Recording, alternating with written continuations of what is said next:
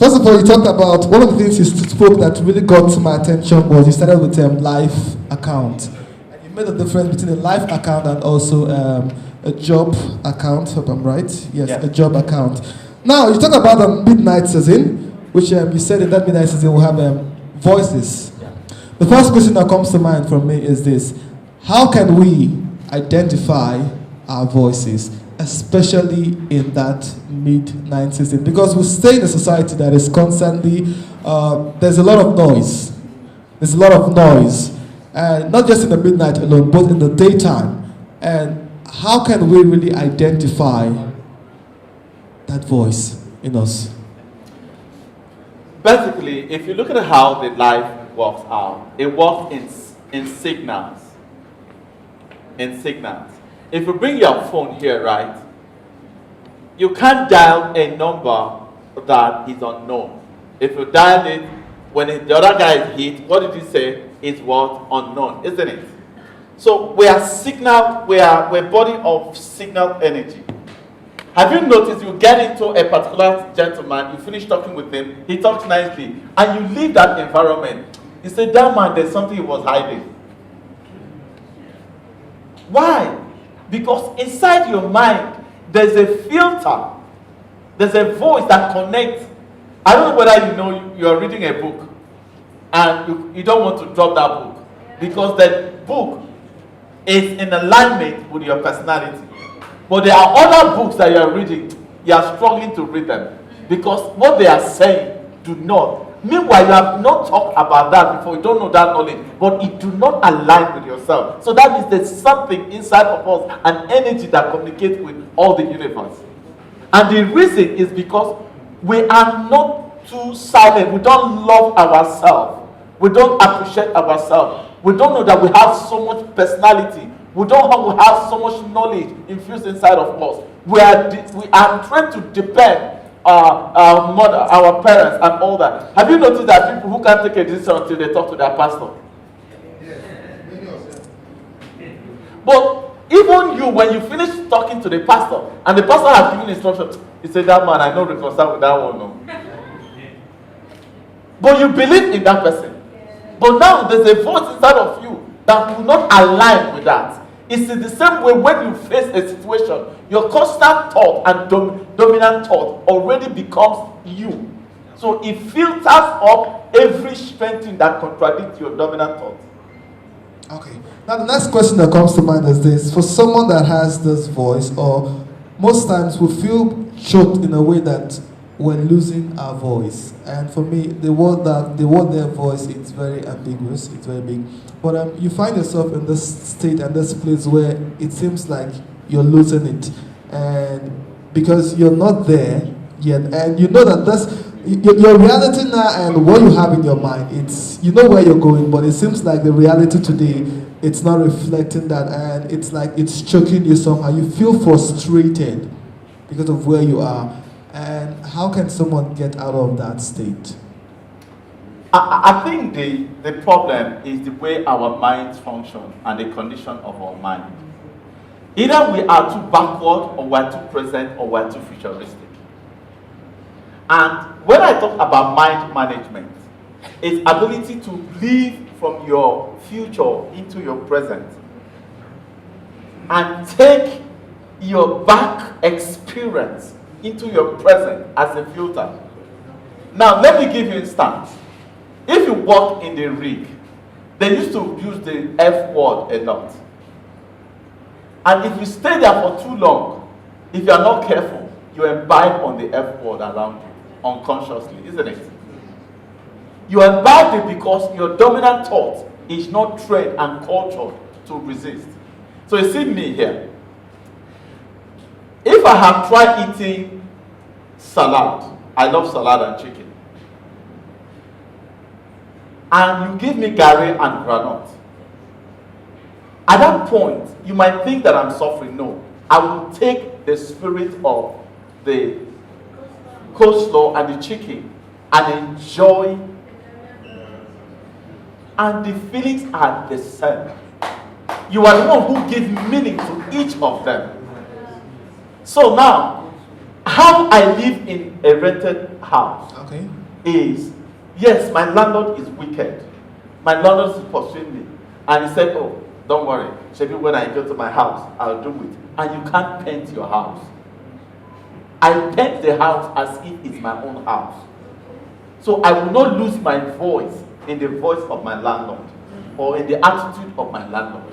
So I think the problem is that we are so focused and we think it's only when we get to the future that we live in the reality now. Bring the reality in the future to the present. Alright, John Docents.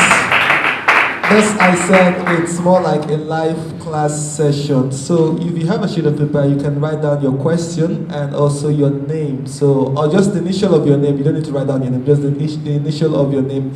That's enough. I have a question here that says, if you're a student without hope of doing anything, paying your fees, having your two parents laughing together and smiling, but even when you pray for death, it doesn't come and you feel pained, what do you feel? How are you supposed to live when you see people taking shortcuts and you feel like joining them? As a teenager, how can you back away from friends without meaning? Ladies and gentlemen, this life is a complex life. And I speak like this, I've gone through a whole lot of stress at myself. And I can tell you, not from a prophetic point, but from reality. And so that's why I can connect with people. I've seen life generally from all kinds of things. I recall as a person, if in my environment, if people are taking, maybe we are jumping, all right? Okay. And it's wrong. People will jump and go scot-free. If I just enter there, bam, they will catch me. When I was in secondary school, because they were punishing me every day as a noisemaker, every day, and I would go and stay on my own. 1 minute I open, my name will appear. Is that okay? And people in the bank are doing sharp practice. If I join them, it is at that moment they will discover. Right? So now, you begin to understand that there are certain voices like man cannot be established in wickedness, but the root of the righteous will not be moved. So it becomes your voice. And if you stay there for too long in compromise, what happens is that when people compromise, you reap it in future. You may think that you have lost it, but every action, there is a consequence. And so that's why we're bringing consciousness in standard that whatever you do, there's a consequence. And if you begin to understand consequence of action, let me say this. Have you noticed that some of you, there's a tree in your compound that your grandmother planted, they never get it. But now you are enjoying those trees. Yeah. What happened? Somebody thought about it, and there's a manifestation around here. So I encourage you. I said this. I was walking, I was going to school. It was the most shameful thing. Because you see, you are in the midst of graduates already. Okay. And now you have to go labor and come. There's always an attitude. You didn't go to school. But you know what? Those guys, they are marketing me today. All right, ladies and gentlemen, Jam Docent still. Okay, I have a question here that says, most times we try things and they fail, and we grow this fear of trying or trusting the process again. How do we overcome this? How do we overcome this fear? Ladies and gentlemen, there are no mistakes in life. You are the one who gave it a meaning to mistakes. Fear, there's a lot of knowledge in fear. But the question is that my generation do not ask questions. Question deepens your answer, expands you. What are you afraid of? I used to be afraid to, I've said this, that I used to be afraid of enclosure. And so when I fly, as the plane is taking off, I say, drop me. Where are they going to drop you? The air, right? Right? So you just ask yourself a question. Are there no human beings who have passed through this? Or who are over there? The moment I get into Port Harcourt, no matter how bad Port Harcourt is, I am seeing building going up every day. I am doing construction going up every day. Are they better than us? You know what? It means that that fear I'm afraid of, I can also become it. Alright, that fear you're afraid of, you can also become it. The next question that comes to mind is this. During our midnight season, what are the necessary value system we should adopt? During our midnight season, what are the necessary value system we should adopt? I think the greatest value you need to adopt is love. Self-love. Tell yourself, can't be drowned. I can't be drowned. I'm a movement. And you know, if I want to put a word to it, you know, like the Christian, they said, whatever is born of God overcometh the world. This is our victory, even our faith in Christ Jesus. When you have self-worth, love, it brings you what they call self-esteem. And self-esteem gives you confidence. What is confidence? If you have tried it before, you can try it again. Now the question is this: how can people develop that self-love? Because it's, for me, sometimes it's like it's a lot easier. You are there, you have this level of self-awareness that is way high up there. But for some persons, they're still trying to wrap their heads around this self-love thing. How do they develop it? Well, I try to refer back to my mom as my cultivation place. All right? Now, in developing your self-love, is first of all, accept who you are. You are not an accident. And I call it what I call the cloud of witness. As I'm here, I'm with my mother. She believes me. As I'm here, I'm with my son. They believe me. As I'm here, I am with my sisters. They believe me. So there's no criticism that you're going to give me without recognizing that. So even to develop your self-love, first and foremost, run up to people. I was talking to a young man. I said, why should I go to church? And I held his hand like this. I said, how do you feel? He said, I feel great. That's connection, human connection. Not everybody can reject you. They're just people, when you come in, you show up over there. You know what they will do? They will believe in you. It starts from believing in you. And I call it this way. Believe in yourself, believe in your dream, believe in the people, and believe in your God. Alright, if there's something I've discovered, is the power of question. Someone said, you said the battle is no longer in the mind, but in the voice. Now this question is this: who is behind that voice? 1, does this voice literally come at midnight? 2, and does this voice speak of past or present or future or all? I'll take that again. Now, the question said, you said the battle is no longer in the mind, but in the voice. Who is behind that voice? That's one question. The second one is this: does this voice literally come at midnight? 3, does this voice speak of past, present, or future, or all of it? That's coming from Mr. C. Well, midnight represents wilderness. How many of us have said, I'm in wilderness now? In the place of lack, in the place of loss of hope. What wilderness means, midbar in Hebrew. And there's a root word to it. And the root word to it is to speak.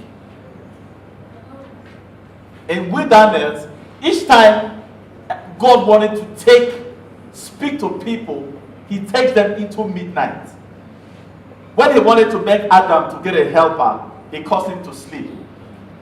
When Abraham was going to get something, he said in that night he started sleeping. You realize that most difficult time, you are going to hear a voice inside your voice that says, I can do it again. Irrespective of, have you lost a brother or somebody? And no matter what everybody is telling you is nonsense. Only upon yourself you say, I let go of this. And maybe there's one voice that will eventually connect with you. And you're right to say, it's until that guy came, I overcame it. So there are sources of voices. Some people, like I was saying, the battle is not in the mind. The battle is the voice. It's the voice that gives legitimate to the mind to think. For instance now, if I tell you, I will give you $2 million now, right? you know your mind literally begin to think about the numerous things you are going to do. Isn't it? But what gives the mind to do that? It is the voice. So what we are going to be seeking is the voice.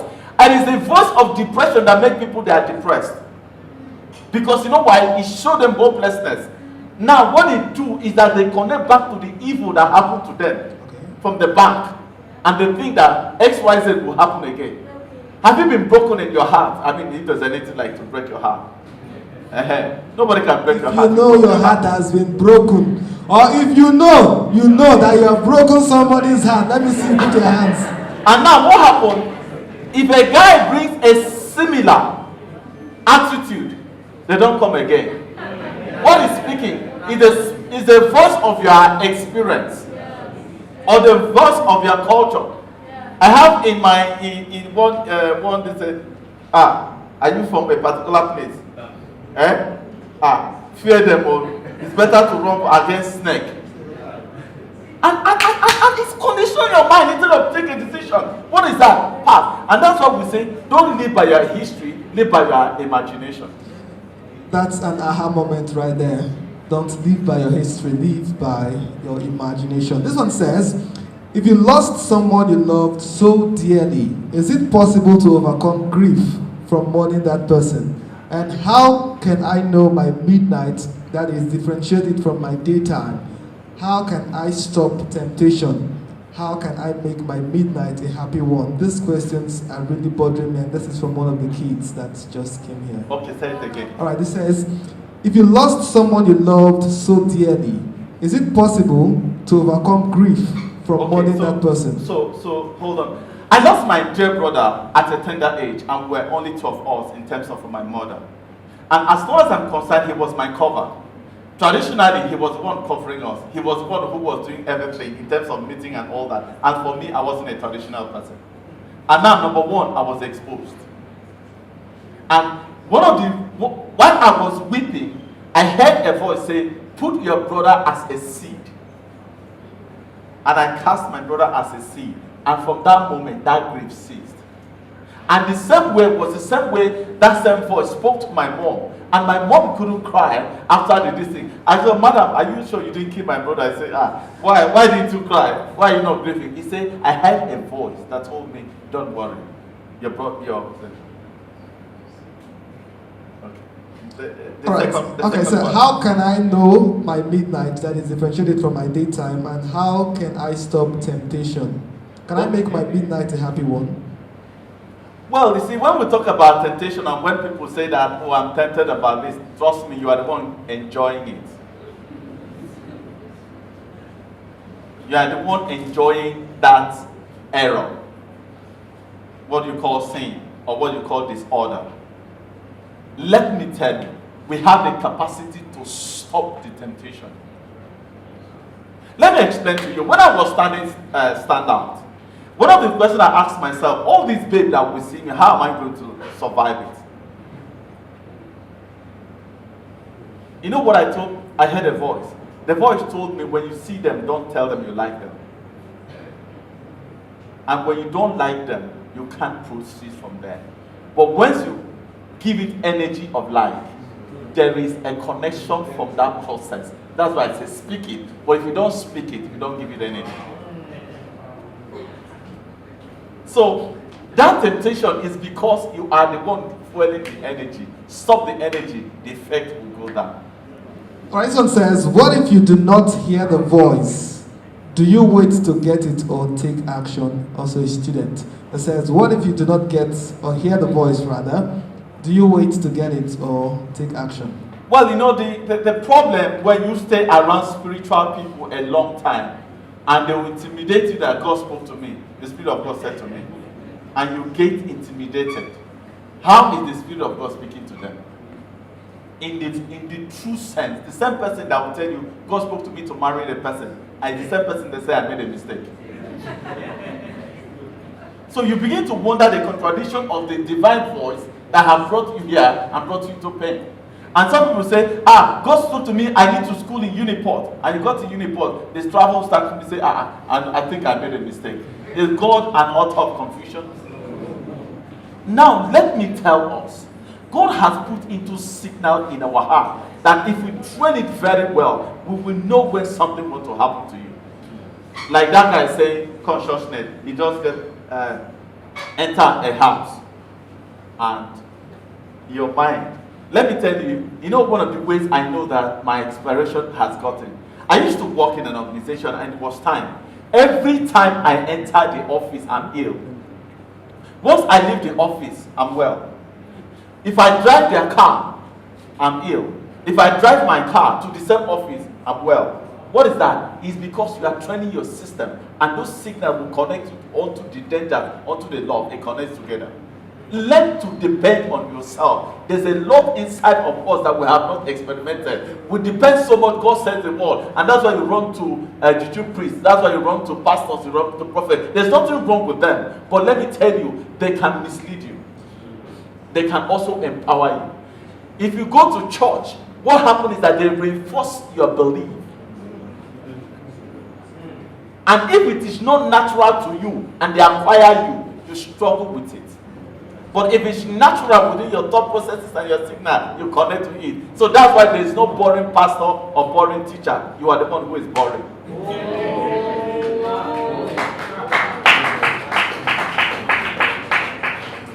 All right, I still have questions here, but time is not a friend. We'll make out another session to address it. But my last question is this, so we can also give time to other things.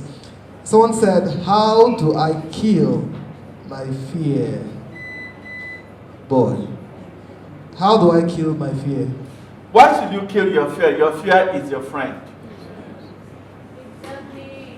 Your fear is your friend. If you want to stop worrying your life, embrace. Once you embrace life, then life submits to you. Let me explain to us over here. We are too powerful. We are too powerful. We are not victims. It is what we yield to that become master over us. But we are supposed to be masters. So now, if you said you are afraid to go to London, go to London. If you are said, oh, I'm afraid to marry, marry. One of the ways to kill fear is to ask yourself, what is the worst thing that can happen? What is the worst case scenario? What from that point? People are supposed to be managing directors in their organization, but because they are so afraid to lose the liberty of the salary, why don't you leave first and let us know whether you are going to die? Do you understand? So embrace it. One of the things I'm preaching today, I'm talking about, is embrace even sickness, and sickness will submit to you. To kill poverty, embrace poverty as part of experience in life, and poverty will flee. Because listen, one of the reasons why those people who are from the grassroots will survive more than the people who come from over there. Those people have never experienced down. And when they experience that, you know what they do? They head to suicide. But for us who are from the ground, sorry, we're already used to the ground. We know how to come back.